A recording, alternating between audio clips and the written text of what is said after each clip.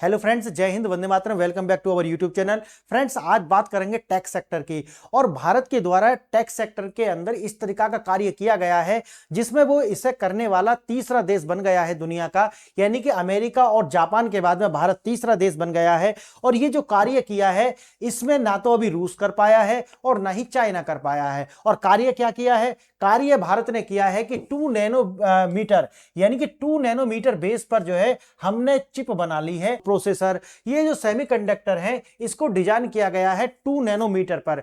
अभी आप ये जानते होंगे कि ये कार्य करने वाला भारत तीसरा देश बन चुका है।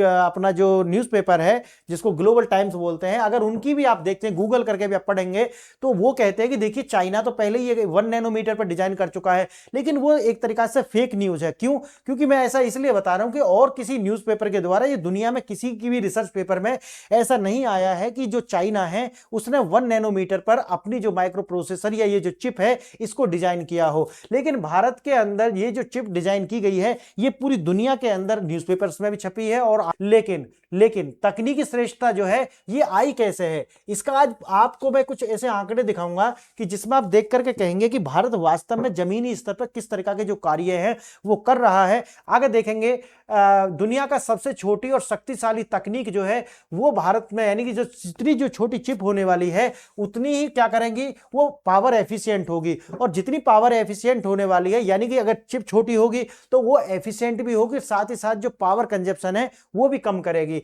यानी कि अभी तक अगर आप चाइना का देखते हैं तो वो 7 नैनोमीटर पर ही अपनी जो चिप है वो डिजाइन कर रहा है। लेकिन भारत ऐसा कर दिया है, भारत ने, कि 2 नैनोमीटर पर जो चिप है वो डिजाइन कर दी है।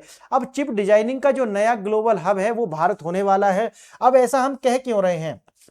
मैंने कई वीडियोस पहले भी बनाई हैं और उसमें भी लोग कहते हैं कि सर ये पॉसिबल कैसे है कि पूरी दुनिया जो है वो टीओटी भारत के साथ कर रही है। तो मैं आपको एक बात और बता देता हूं कि जितनी भी दुनिया है, अभी जितने भी वर्ल्ड के अंदर जो कंट्री हैं वो भारत के साथ जो टेक्नोलॉजी ट्रांसफर है वो कार्य क्या है, कारण क्या है? उसका कारण ये है कि जो भारत है उसके पास में सबसे ज्यादा कार्यशील पॉपुलेशन इस समय पर है, यानी कि स्किल्ड पॉपुलेशन है। अगर हम बात इसकी भी करें तो लगभग 20% जो चिप डिजाइनिंग का कार्य करने वाले हैं वो भारत के ही इंजीनियर्स हैं। अगर आपको डेटा इसमें दिखाने वाला हूं, अगर भारत के पास में ऐसी पॉपुलेशन है जो कि जिनकी उम्र 35 वर्ष से कम है और ऐसी पॉपुलेशन लगभग 67% है, तो आप समझ सकते हैं कि हमारे पास में जो कार्यबल है वो ये है। साथ ही साथ में हमारी जो जिस तरीका की जो जीडीपी है वो लगभग 7.2 कहता है, बजट में भी अब बताया गया है कि 7.2 की दर से बढ़ रही है। लेकिन जिस तरीका के आंकड़े हैं वो लगभग आप 8% के अप्रोक्सीमेट मान करके चलिए।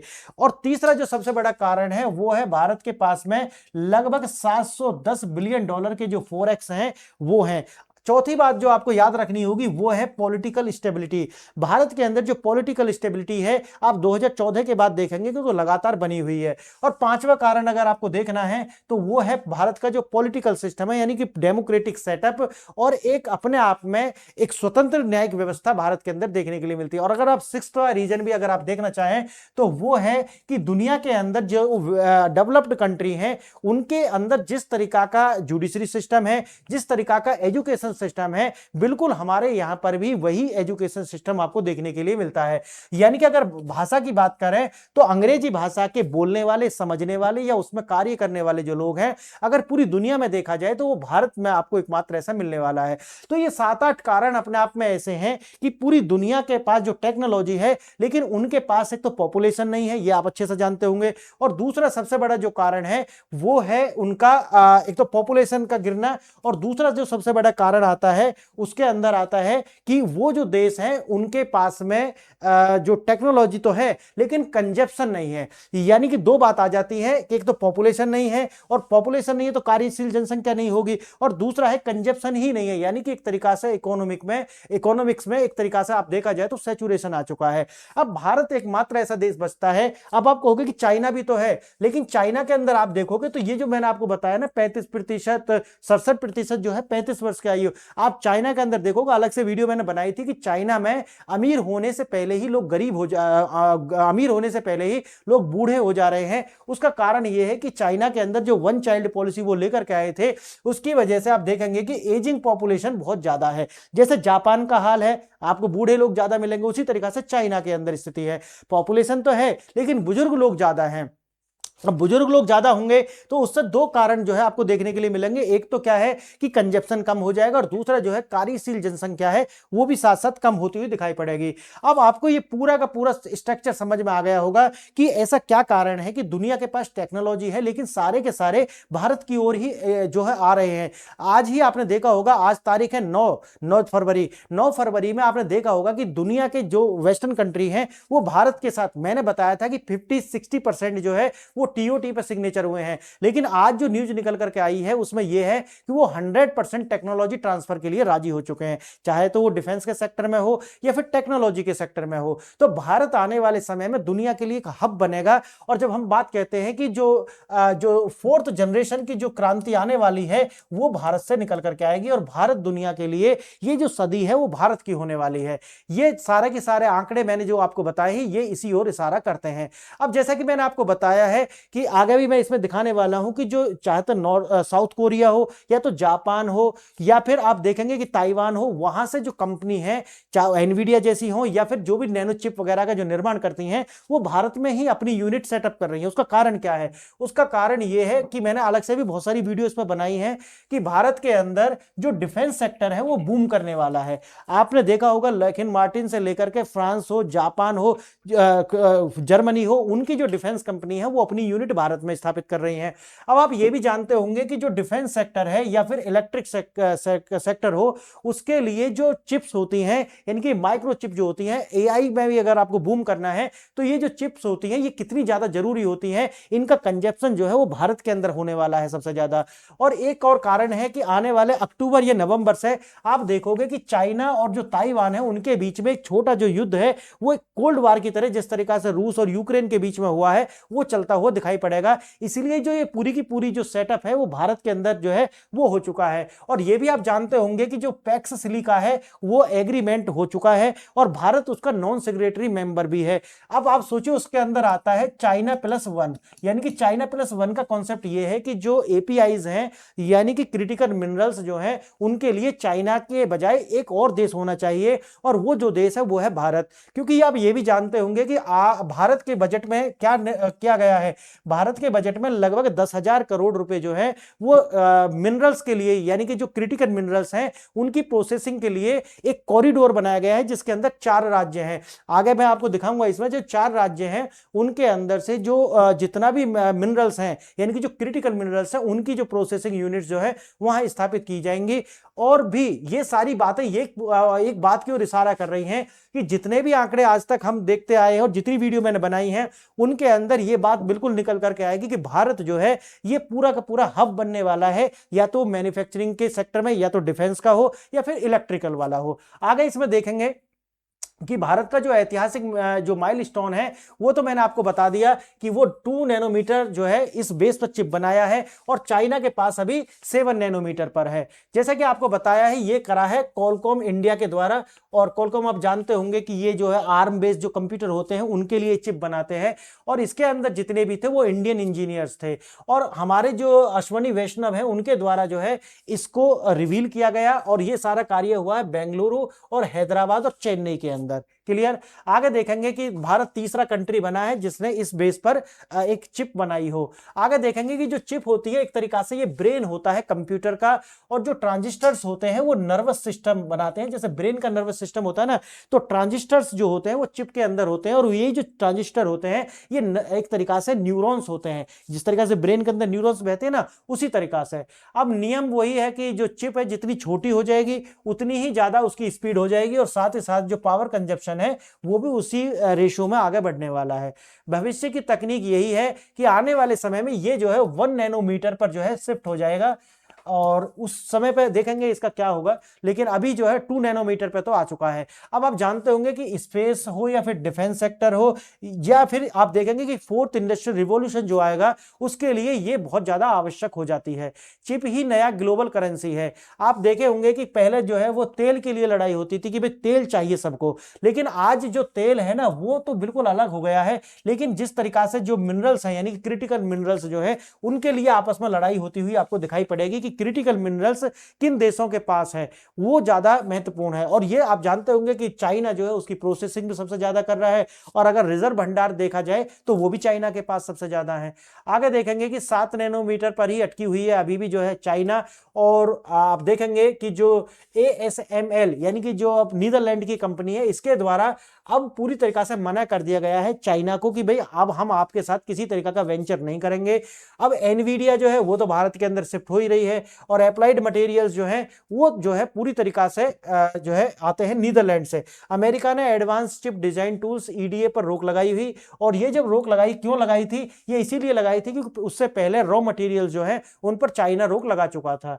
ग्लोबल ट्रेड जो है दुनिया का 20% चिप डिजाइनिंग इंजीनियर भारत ये है। यही मैं आपको बता रहा था कि अगर पूरी दुनिया के अंदर देखा जाए तो 20% जो ग्लोबल जो चिप डिजाइन हो रही है उनमें जो पार्टिसिपेट करने वाले जो लोग हैं वो भारत के 20% हैं।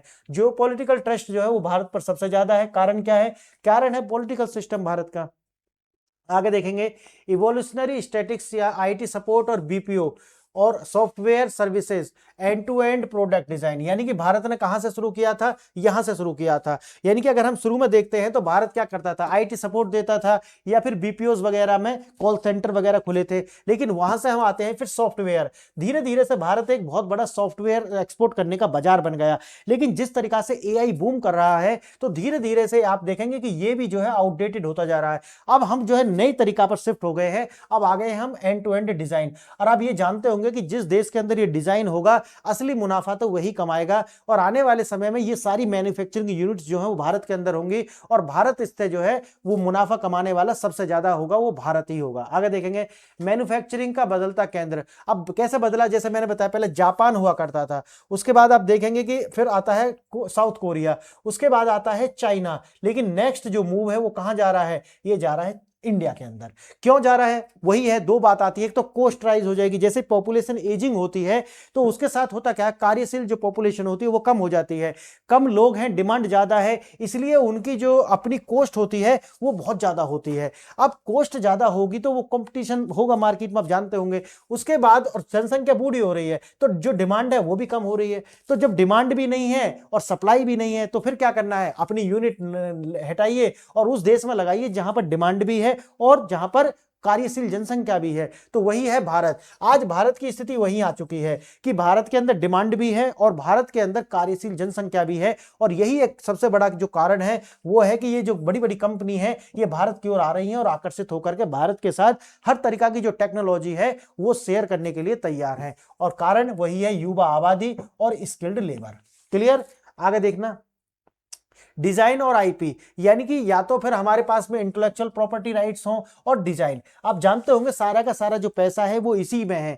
यानी कि R&D design India's new focus. Bharat के अंदर R&D डिजाइन जो है अब भारत का फोकस है। Assemble manufacturing make in India और PLI स्कीम आप जानते होंगे।